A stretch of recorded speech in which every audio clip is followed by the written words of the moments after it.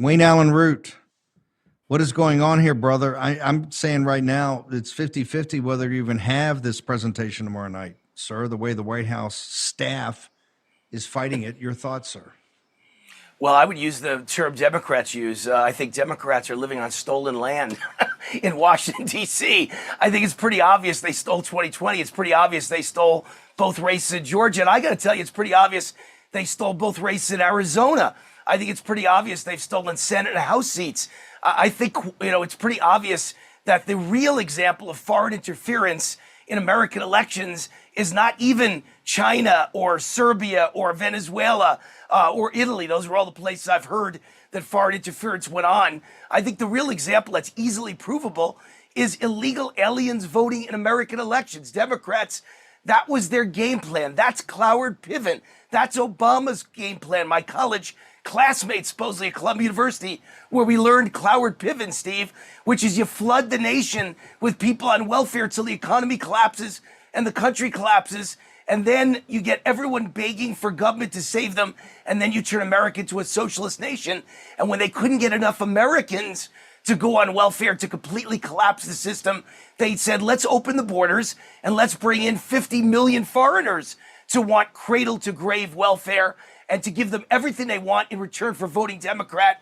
And we'll change the demographics of America, the great replacement, and we'll turn America into a socialist nation filled with foreign invaders who vote in American elections. That's the real low-hanging fruit of this national security emergency for elections that President Trump should be, and I think will be, calling in the next month. I don't think he's going to call it on Thursday night. I think he's going to lay out a case of stolen elections, and he's going to lay out the case why he's going to call a national security emergency for elections. And I think he'll declare it in the next month by the mid to late August or the first week of September, something like that. But it's illegal aliens voting on American soil and putting Democrats into stolen positions in the U.S. Senate and the U.S. House, even more important than the 2020 election. Democrats are living on stolen land, quote Wayne Root.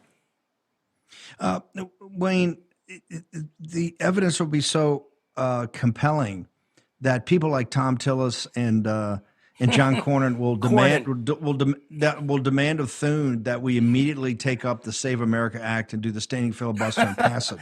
So your executive order is going to be OBE, right? Isn't because seriously, you saw Cornyn was interviewed by Steve Gruber. Cornyn's going to go to Thune and say we must immediately call the Senate back. We must pass the Save America Act. If we have to do the standing filibuster, anything we're going to have to do. Is my reasoning correct, sir? Yeah, you're being very funny, Steve. I understand the humor in it.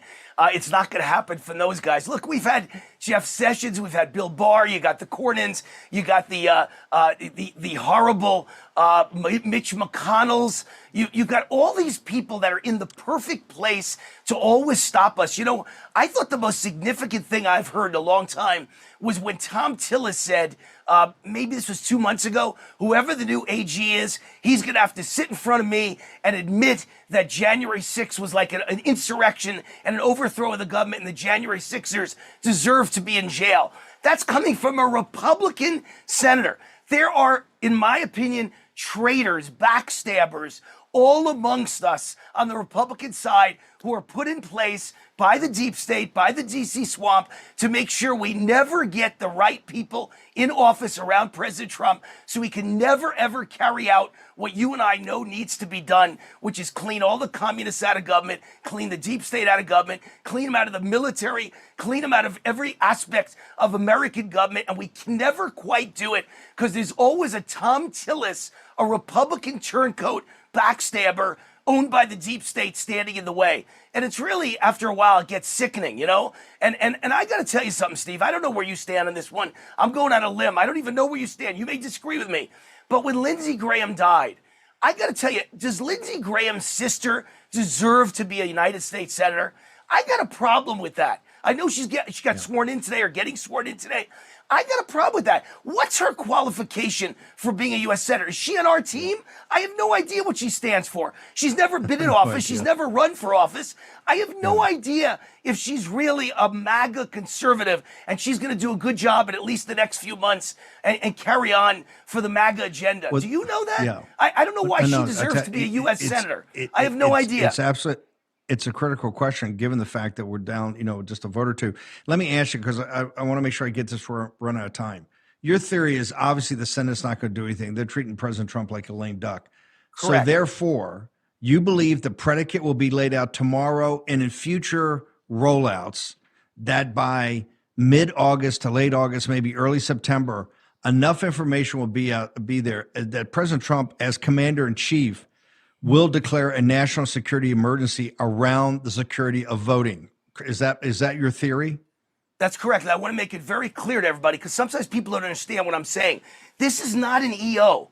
This is not an executive order. This is a very different thing than an executive order. A national security emergency is not the same as an executive order. An executive order can be taken to court. It could be challenged in court. You have to go through the courts, each appeals process. That takes a long time, and then it has to go before the Supreme Court eventually. And by the way, after the rulings on birthright citizenship and counting ballots long after Election Day is over, I don't know if you can even count on the Supreme Court ever again to be on our side on something like the Save America Act. So that's why I tried to come up with something, Steve, that's better than the Save America Act. It's a Save America Act on steroids. It's a national security emergency declaration for elections like the one I proposed that Trump adopted in 2019, national security election for the border, where he was able to bypass Congress, use the money for the Pentagon budget to build the wall, secure our border. Democrats never sued because they realized that in 1983, the Supreme Court ruled very clearly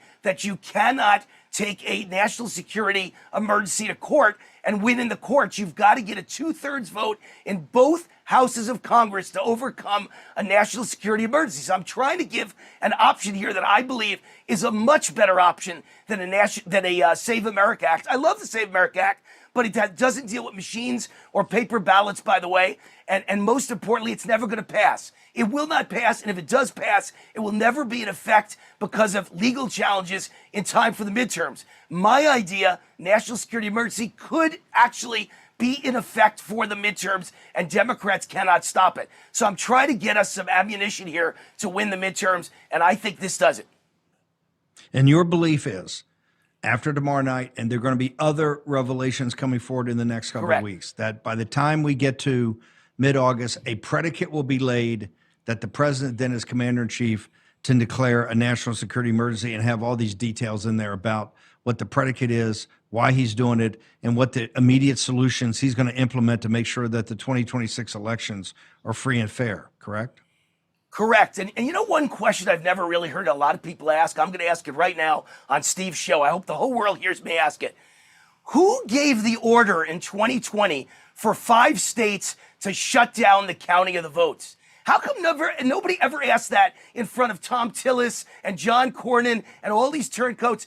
Isn't the president of the United States? Trump was the president. He didn't give the order. He didn't say shut down the vote.